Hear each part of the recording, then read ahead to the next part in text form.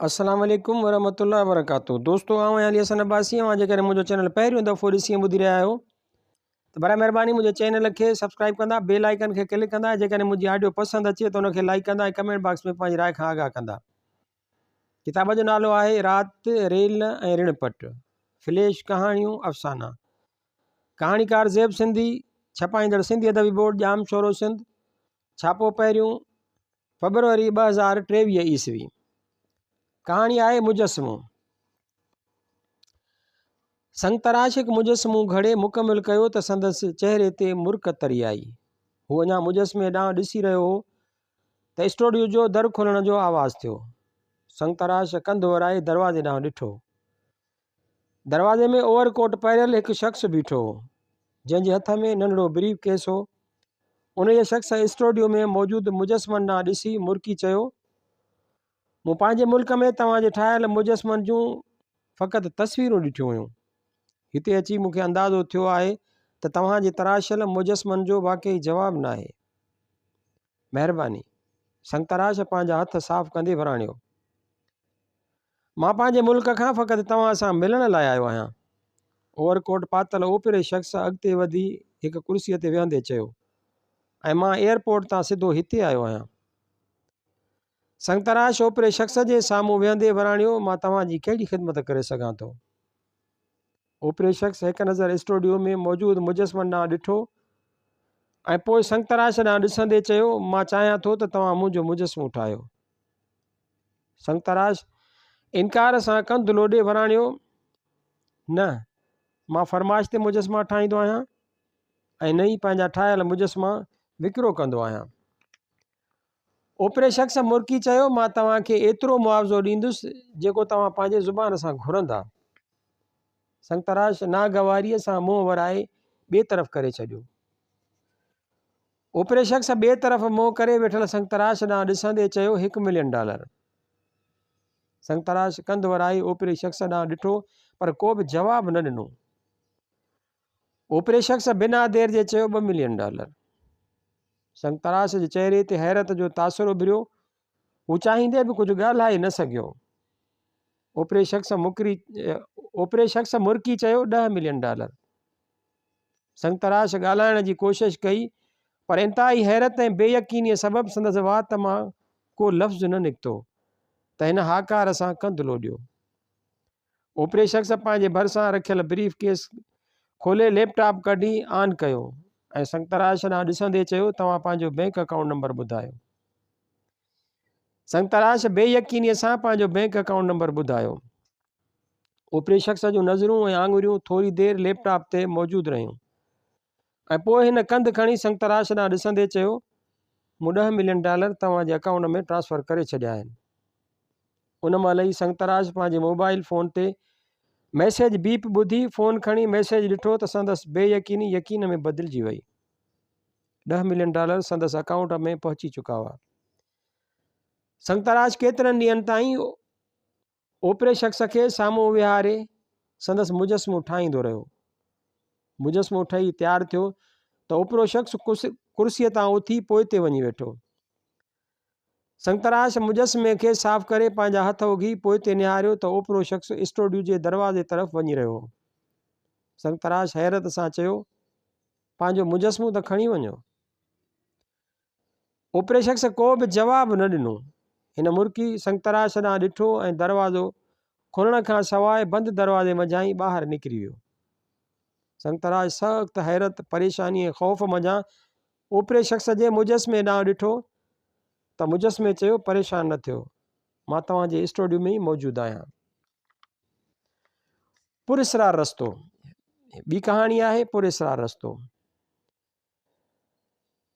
Highway ते पंहिंजे ॻोठ ॾांहुं वेंदड़ रस्ते जे मोड़ ते जंहिं महिल मां बस मंझां लथुसि त सिजु लही चुको हो।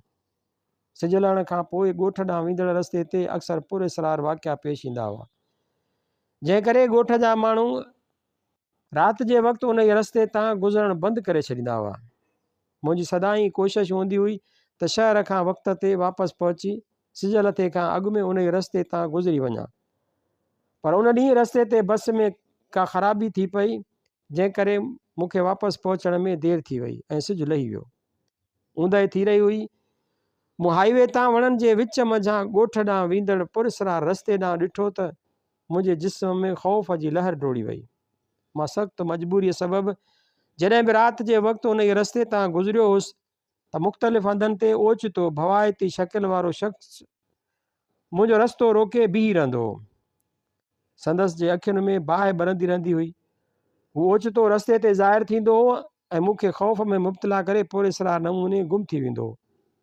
कुझु फ़ासिले खां पोइ वरी ओचितो मुंहिंजे साम्हूं ज़ाहिर थींदो हो त मुंहिंजा लिङ कांडारजी वेंदा हुआ ऐं मां वधीक ख़ौफ़ में मुब्तला थी वेंदो हुउसि। सख़्तु ख़ौफ़ सबबि मां हिन सां कॾहिं बि कुझु ॻाल्हाए न सघियो हुउसि। मूंखे पक हुई त उहो इंसानु न हो। ख़ौफ़ सबबि मां केतिरी देरि ताईं हाईवे ते ई बीठो रहियुसि। ॻोठ ॾांहुं वञण लाइ ॿियो को रस्तो बि त न हो। तंहिं करे उन रस्ते ताईं वञणु मुंहिंजी मजबूरी हुई। मूं डिघो साहु खणी तकिड़ो तकिड़ो वणनि जे विच मंझां वेंदड़ रस्ते ते हलणु शुरू कयो। मां 3 किलोमीटरनि वारे रस्ते ते 1 किलोमीटर अॻिते वियो हूंदुसि त ओचितो पुरसरार रड़ ॿुधी छिरकी बीही रहियुसि। रण जे आवाज़ वारे तरफ़ निहारियुमि त रस्ते खां परते उहो ई भवाइती शकिल वारो शख़्स बीठो ऐं संदसि अखियुनि में बाहि ॿरी रही हुई। मूंखे पाण ॾांहुं निहारींदे ॾिसी हू वधीक परते हलियो वियो। मूंखे सख़्तु हैरत लॻी त जंहिंखां मूंखे ख़ौफ़ थींदो हो उहो मूंखां डिॼी रहियो हो। हिन खे ख़ौफ़ में मुब्तला ॾिसी मुंहिंजो ख़ौफ़ घटिजी वियो। मूं पहिरियों भेरो हिन ॾांहुं ॾिसंदे ॻाल्हायो, मूंखे सदाईं तोखां ख़ौफ़ थींदो हो, पर अॼु तूं मूंखां छो पियो डिॼीं? चयाईं, इंसाननि में कोरोना जी वबा फैलिजण खां पोइ असांखे इंसाननि खां ख़ौफ़ थियणु लॻो आहे। उहो चई हू वधीक परते हलियो वियो। ॿी कहाणी आहे अजनबी शहर जी औरत। दुनिया जी बेहद ख़ूबसूरत समुंड किनारे ते एॾा हसीन चहिरा नज़र अची रहिया हुआ जो कंहिं हिक चहिरे ते नज़र ई न थिए बीठी। मां हिकु ख़ाली बेंच ते वेठो उन्हनि बेशुमार सुहिणनि चहिरनि ॾांहुं निहारे रहियो हुउसि त ओचितो मुंहिंजी नज़र हिकु इंतिहाई ख़ूबसूरत औरत जे चहिरे ते बीही रही।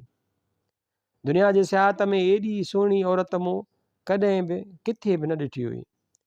मां लगातार उन बेहद हसीन औरत ॾांहुं ॾिसी रहियो हुउसि त उन औरत जी नज़र मूं ते पइजी वई ऐं हूअ मूं ॾांहुं ॾिसंदे मुरकी पई।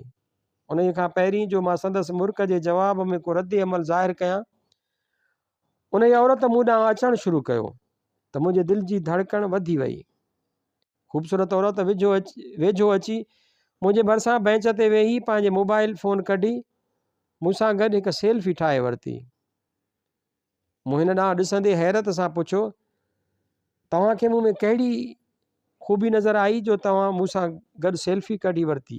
मोहतरमा, ख़ूबसूरत औरत पंहिंजो नरम ऐं नाज़ुक हथु मुंहिंजे हथनि मथां रखंदे वराणियो, कुझु माण्हुनि खे पंहिंजियुनि ख़ूबियुनि जी ख़बर नाहे हूंदी, पर उहे ख़ूबियूं कॾहिं कॾहिं ॿिए इंसान खे नज़र अची वेंदियूं आहिनि। मूं को जवाबु ॾियण बजाए पंहिंजे हथ मथां पियल संदसि नाज़ुक नफ़ीस ऐं सुहिणे हथ ॾांहुं ॾिठो। औरत मुंहिंजे हथ खे ज़ोर ॾींदे मुरकी चयो, हिकु सेल्फीअ जे बदिले में तव्हां मूंसां गॾु जेतिरियूं तस्वीरूं चाहियो कढी सघो था। मूं पंहिंजे मोबाइल फ़ोन कढी हिन सां गॾु कुझु सेल्फियूं ठाहियूं ऐं पोइ भरिसां गुज़रंदड़ हिकु शख़्स खे पंहिंजी मोबाइल फ़ोन ॾेई तस्वीरूं कढण लाइ चयुमि। उन जे शख़्स ख़ूबसूरत औरत सां गॾु मुंहिंजूं केतिरियूं ई तस्वीरूं कढियूं ऐं मोबाइल फ़ोन मूंखे वापसि ॾिनी। मूं पंहिंजी मोबाइल फ़ोन वठी बेहद हसीन औरत सां गॾु निकितल तस्वीरूं ॾिसण जी कोशिशि कई त औरत मूंखे रोकींदे चयो, तस्वीरूं त तूं पोइ बि ॾिसी सघीं थो, तो वटि जेतिरो वक़्तु आहे उहो मूंसां गॾु गुज़ारे वठि। मूं पंहिंजी मोबाइल फ़ोन खीसे में रखी मुरकी हिन ॾांहुं ॾिठो। औरत पुछियो, मुसाफ़िर आहीं? वराणियुमि, हा, 4 ॾींहंनि खां तव्हांजे मुल्क में घुमी रहियो आहियां। पुछाईं, किथे रहियल आहीं? बेंच जे पासे में पियल पंहिंजे सफ़री बैग ॾांहुं इशारो कंदे चयुमि, मुंहिंजो को बि ठिकाणो न आहे। हसीन औरत मुरकी वराणियो त पोइ अॼु राति तुंहिंजो ठिकाणो मुंहिंजे घर में आहे। मूं हाकार सां कंधु लोॾियो ऐं सुहिणी औरत जे गुलाबी चहिरे ॾांहुं ॾिसंदे पंहिंजे अंदर में गुलाब टिड़ंदे महसूसु कया। औरत उथी त मां पंहिंजो सफ़री बैग खणी साणसि गॾु हलणु लॻुसि। कुझु फ़ासिले ते मौजूदु संदसि कार में वेठासीं त औरत चयो मुंहिंजो घर शहर खां कुझु परते आहे। वराणियुमि मां त सियाह आहियां, निकितो ई सफ़र ख़ातिर आहियां। कार ड्राइव कंदे उहा मुरकी पई। सिज लहण खां पोइ असां शहर खां परते उन ई फार्म हाउस में पहुतासीं जिते उहा अकेली रहंदी हुई। औरत मूंखे हिकु ऊंधा कमरे में विहारींदे चयो मां जनरेटर हलाए अचां थी। औरत कमरे खां ॿाहिरि निकिरी वई त मूं पंहिंजी मोबाइल फ़ोन कढी जे उन ई बेहद हसीन औरत सां गॾु निकितल पंहिंजूं तस्वीरूं ॾिसां। मूं जीअं ई फ़ोन फोटो गैलरीअ में तस्वीरूं ॾिठियूं त छिरकी पियुसि ऐं मुंहिंजा लिङ कांडारजी विया। समूरियुनि तस्वीरुनि में सुहिणी औरत बजाए मूंसां गॾु हिकु इंसानी ढांचो मौजूदु हो। मूं हिकदमि पंहिंजी मोबाइल फ़ोन जी टार्च ॿारी त जीअं उन ई कमरे मंझां निकिरी वञा, पर टार्च जी रोशनी थियण खां पोइ मूं ॾिठो त उन ई कमरे में हाणे को बि दरवाज़ो न हो ऐं न ई का दरी हुई जंहिं मंझां ॿाहिरि निकिरी सघिजे। फ़क़ति 4 दीवारूं ई हुयूं ऐं पोइ हिकु दीवार मंझां उहा औरत मूंखे अंदरि ईंदे नज़र आई। ॿी कहाणी आहे ॿियो कहाणीकार। ओलह जे हिकु मुल्क में मोकलूं गुज़ारण वियुसि त हिकु ॿिए मुल्क जे सियाह लेखक सां मुलाक़ात थी वई। तारुफ़ थियो त ॿिन्हिनि खे ख़ुशी थी ऐं असां गॾु घुमण जो फ़ैसिलो कयो। सैर सफ़र में हिकु लेखक खे ॿिए लेखक जो साथ मिले त ॿियो छा घुरिजे। हू बि कहाणीकार हो, तंहिं करे असां ॿई घुमंदे फिरंदे ऐं मुख़्तलिफ़ मुल्कनि जे सियाहनि सां मुलाक़ातुनि में पंहिंजे कहाणियुनि जा नवां किरदार ॻोल्हे लहंदा हुआसीं। जंहिंजे बि ज़हन में कहाणीअ जो को नओं ख़्यालु ईंदो हो त हिक ॿिए सां सलाह बि करे वठंदा हुआसीं।